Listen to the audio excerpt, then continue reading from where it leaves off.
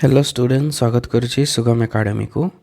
तो आम internal exam plus two economics internal exam 3 mark questions माने देखुले। फर्स्ट पार्ट रे किछिटा पार्थक्य दर्शाओ क्वेश्चन देखी जानती ए क्लास रे किछिटा पार्थक्य दर्शाओ क्वेश्चन देखिबा। सो आरंभ करिबा।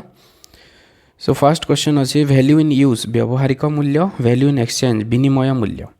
तो व्यवहारिक मूल्य एवं विनिमय मूल्य। व्यवहारिक मूल्य कौन? Human one satisfying power of a good is value in use of the good. द्रव्यर मानवीय अभाव पूरणकारी क्षमता ही द्रव्यर व्यवहारिक मूल्य। A thing must have value in use to consider as good. द्रव्य हेबापाई कौनसी जिनिसर व्यवहारिक मूल्य थिबा आवश्यक। व्यवहारिक मूल्य माने कौन? उपयोगिता। मानवीय अभाव पूरणकारी क्षमता जदि अच्छी गोटे द्रव्य ताहले आमे कहिबा गोटे जिनस को आम से द्रव्य कहवा जदि तार व्यवहारिक मूल्य रही। ओके सेमती विनिमय मूल्य कौन? Value of a good in terms of another good is called value in exchange. अन्य द्रव्य तुलन में कौन सी द्रव्यर मूल्य को विनिमय मूल्य कहुए। For example 1 book is equal to 10 pens. एक बही समान 10 टी कलम। यहाँ हूँ 10 माने बहीर विनिमय मूल्य। Value in exchange of a good is the price of the good. कौन सी द्रव्यर व्यवहारिक मूल्य द्रव्यर दर अटे। व्यवहारिक सॉरी विनिमय मूल्यटा कौन होता है? ये विनिमय मूल्य हम। विनिमय मूल्य दर सहित समान होता है। Next individual wealth and collective wealth. व्यक्तिगत संपद एवं सामूहिक संपद। फर्स्ट हूँ व्यक्तिगत संपद। The wealth own by an individual is called individual wealth. कौन से व्यक्ति विशेष मालिकाना थिबा संपद को व्यक्तिगत संपद कहुए। This wealth is manage by individual household और एन प्राइवेट इंस्टीट्यूशंस। तो ये जो व्यक्तिगत संपद कौन से व्यक्ति परिवार किंबा घरोई संस्था द्वारा परिचालित होता है। एग्जाम्पल मान हूँ जमी, land, motor car, share, company जो अंशधन कहुए, कॉपीराइट, पेटेंट, बॉन्ड, ये सब हूँ व्यक्तिगत संपद। सेमती सामूहिक संपद the wealth which is own collectively by a group is social और कलेक्टिव वेल्थ। जो संपद सामूहिक भाव गोटे गोष्ठी अधीन थाए ताको सामाजिक बा सामूहिक संपद कहुए। The wealth is manage by central और स्टेट गवर्नमेंट, म्युनिसिपालिटी और पंचायत। यही संपद केंद्र व राज्य सरकार, म्युनिसिपालिटी किंबा पंचायत द्वारा परिचालित होता है। एग्जाम्पल हूँ road, hospital, school, college, okay रास्ता, चिकित्सालय, विद्यालय, महाविद्यालय, ये सब हूँ सामूहिक संपदर उदाहरण जहाँ गोटे ग्रुप बा गोटे गोष्ठी द्वारा परिचालित होता है। नेक्स्ट हूँ आमर national wealth and international wealth. National wealth कौन? National wealth own by a nation. Okay national wealth गोटे देश द्वारा परिचालित होता है देशर मालिकाना थाए। एग्जाम्पल हूँ जिते नदी नद नदी अच्छी, पर्वत, खनि, ये सब हूँ जातीय संपद। इंटरनेशनल वेल्थ कौन? अंतर्जातीय संपद। The wealth own by all nations of the world. पृथ्वीर समस्त देश मालिकाना थिबा संपद को अंतर्जातीय संपद कहुए। कौन कौन रही? Ocean not included in the territory of a country. गोटे देश रे अंतर्भुक्त होई नथिबा समुद्र। वर्ल्ड बैंक, विश्व बैंक है, इंटरनेशनल मॉनिटरी फंड, अंतर्जातीय मुद्रा पांठी, यूनाइटेड नेशन, मिलित जातिसंघ, ये सब हूँ अंतर्जातीय संपदर उदाहरण। Okay next wealth and capital. संपद एवं पुंजी। वेल्थ कौन? All economic goods are wealth. समस्त अर्थनैतिक द्रव्य संपद अटे। एग्जाम्पल हूँ TV, fridge, motor car, tractor, machines, ये सब हूँ संपद। Every wealth is not capital. समस्त संपद पुंजी नुहे। तो पुंजी कौन? The wealth which is used in the production of another good is called capital. जो संपद अन्य द्रव्य उत्पादन रे व्यवहृत हुए ताकू पुंजी कहुए। एग्जाम्पल हूँ ट्रैक्टर, जंत्रपाति, यहाँ हूँ आमर पुंजी। Every capital is wealth. समस्त पुंजी हूँ संपद, कारण ट्रैक्टर, जंत्रपाति यहाँ भी हूँ संपद। तो से सबू पुंजी हूँ संपद, किंतु समस्त संपद पुंजी नुहे। Next is wealth and income. संपद एवं आय। संपद कौन the stock of economic goods in a time period is wealth एक निर्दिष्ट समय अर्थनैतिक द्रव्यर भंडार को संपद कहुए आय कौन the flow of goods and services is called income द्रव्य और सेवार प्रवाह को आय कहुए तो एग्जांपल जदि नबा a home is a wealth for an individual गोटे गृह जड़े व्यक्तिंकर संपद घरटा हूँ संपद the rent from the home of an individual is income गृहरु मिलुथिबा घर भड़ा हो तार आय घरटा है संपद घर भड़ा हो गला आय तो जो द्रव्यर प्रवाह हो मुद्रार जो प्रवाह हो आय next is wealth and money संपद एवं मुद्रा संपद कौन wealth has utility scarcity marketability and external possession संपदर उपयोगिता स्वल्पता विक्रय योग्यता एवं बाहिक स्थिति थाए सेमती मुद्रार कौन थाए स्वल्पता थाए scarcity marketability and external possession किंतु मुद्रार कौन न थाए उपयोगिता न थाए money has no utility wealth satisfy human wants directly संपद मानवीय अभाव प्रत्यक्ष भाव में पूर्ण करिथाए किंतु मुद्रा money can not satisfy human want directly it acts as a medium गोटे मीडियम हिसाब से कार्य करिथाए मुद्रा यह प्रत्यक्ष भाव में मानवीय अभाव को पूर्ण करिपारे नहीं। Next is wealth and title to wealth संपद एवं संपद स्वत्वाधिकार all economic goods are wealth समस्त अर्थनैतिक द्रव्य संपद अटे but the right over the wealth is called title to wealth संपद उपर अधिकार को संपद स्वत्वाधिकार कहुए से संपद उपर जो अधिकार रोचे ताहा होची संपद स्वत्वाधिकार wealth can satisfy human want संपद मानवीय अभाव पूर्ण करिपारे किंतु जो संपद स्वत्वाधिकार रही ताहा मानवीय अभाव पूर्ण करिपारे नहीं। संपदर उदाहरण मान है कार टीवी फ्रिज तो यहाँ मानवीय अभाव को पूर्ण करिथाए किंतु जो संपद स्वत्वाधिकार रही जमती शेयर है bank draft bill of exchange paper money okay अंशधन बैंक ड्राफ्ट विनिमय पत्र कागज मुद्रा यह संपद स्वत्वाधिकार जहाँ मानवीय अभाव को प्रत्यक्ष भाव में पूर्ण करिपारे नहीं गोटे संपद हिसाब से कार्य करिथाए टाइटल टू वेल्थ किंतु प्रत्यक्ष भाव में मानवीय अभाव को पूर्ण करिपारे नहीं कारण एगुड़िकर उपयोगिता नहीं। Next total utility and marginal utility मोड उपयोगिता एवं सीमांत उपयोगिता तो मोड उपयोगिता कौन the sum of utilities derive from all units of a good is called total utility कौन सी द्रव्यर समस्त द्रव्य एककरू मिलुथिबा उपयोगितार समष्टि को मोड उपयोगिता कहुए एग्जांपल जो देखा if a consumer gets 20 utilities from first unit 30 from second and 40 from third unit total utility will be 90 जदि जड़े उपभोक्ता प्रथम एककरू 20 द्वितीय एककरू 30 और तृतीय एककरू 40 उपयोगिता पाती तेबे मोड उपयोगिता हो 90 तीनटा को जब मिसेदेले 90 होगला मोड उपयोगिता। ठीक सेमती सीमांत उपयोगिता कौन the change in total utility due to consumption of one additional unit of a good is called marginal utility एक अतिरिक्त द्रव्य एककर उपभोग फल मोड उपयोगितार जो परिवर्तन हुए ताहा सीमांत उपयोगिता। For example if total utility from 10 units is 100 and from 11 units is 120 the marginal utility will B 20 जदि 10 टी द्रव्य एककर उपयोगिता है 100 और 11 टी द्रव्य एककर उपयोगिता हूँ 120 तेबे सीमांत उपयोगिता है 20 जो चेंज होती 100 रु 120 है तो चेंज केते 20 तो 20 हूँ आमर सीमांत उपयोगिता। नेक्स्ट पॉइंट रही when marginal utility is 0 total utility become maximum जेतेबेले सीमांत उपयोगिता शून्य हुए सेतेबेले मोड उपयोगिता सर्वाधिक होता है। ओके एंड नेक्स्ट हो when marginal utility becomes negative total utility declines जेतेबेले सीमांत उपयोगिता ऋणात्मक हुए मोड उपयोगिता कमी थाए तो ये संपर्क रही और डिफरेंस रही मोड उपयोगिता एवं सीमांत उपयोगिता मध्य।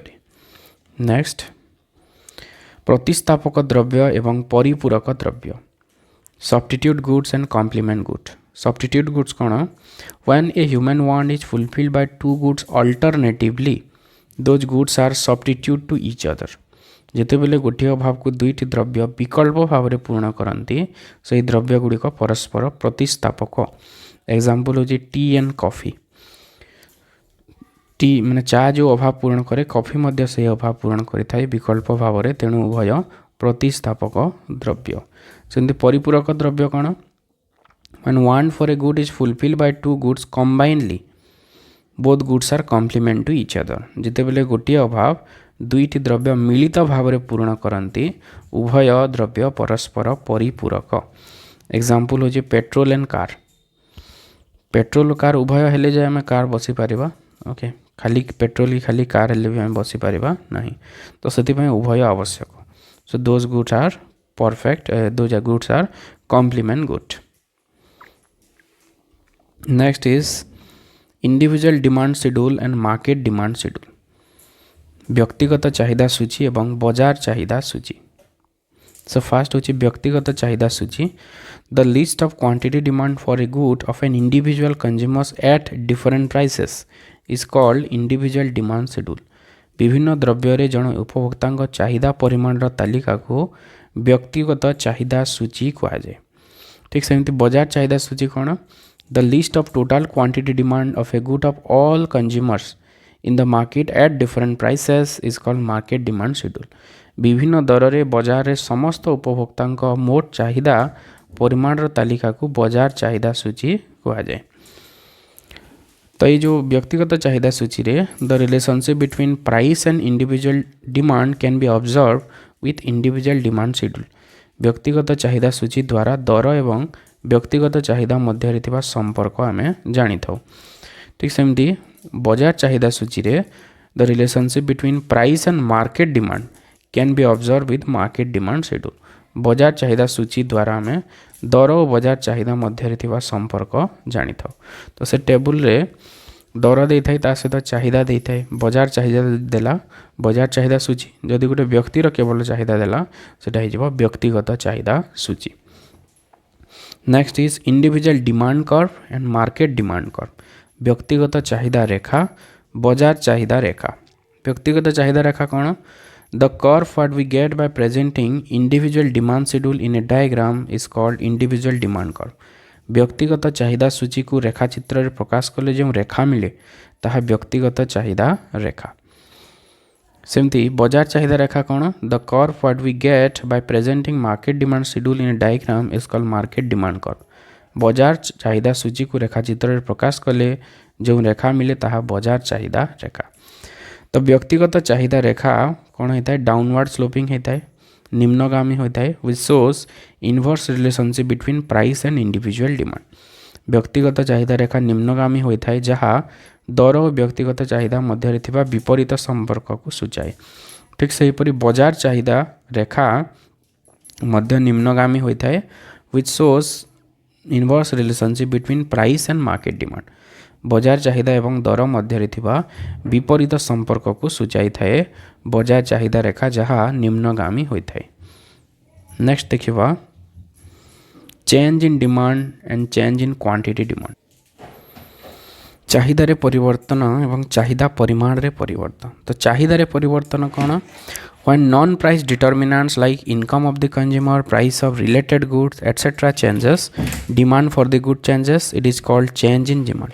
तो जिते बेले अण दर निर्णायक दर छाड़ी की बाकी सब जो निर्णायक मान रही जमती उपभोक्ता आय संबंधित द्रव्यर दर पाणीपाग इत्यादि यदि परिवर्तन हुए तो द्रव्यर चाहिदा परिवर्तन हुए ताहाकू चाहिदा रे परिवर्तन कहुए सेमती चाहिदा परिमाण रे परिवर्तन कौन when price changes demand for the good changes it is called change in quantity demand जदि दर परिवर्तन हुए और द्रव्यर चाहिदा परिवर्तन हैला ताहा हिजबो कौन चाहिदा परिमाण रे परिवर्तन सेमती चाहिदा रे परिवर्तन रे कौन होता है चाहिदा रेखार स्थानच्युति होता है चाहिदा रे परिवर्तन रे सेमती चाहिदा परिमाण रे परिवर्तन हेले कौन होता है movement in the demand curve चाहिदा रेखारे गति होता है चाहिदा रेखारे गति होता है चाहिदा रेखारे गति माने कौन चाहिदा रेखार गोटे पॉइंट रू आ गोटे पॉइंट को जीव सपोज ए गोटे पॉइंट बी गोटे पॉइंट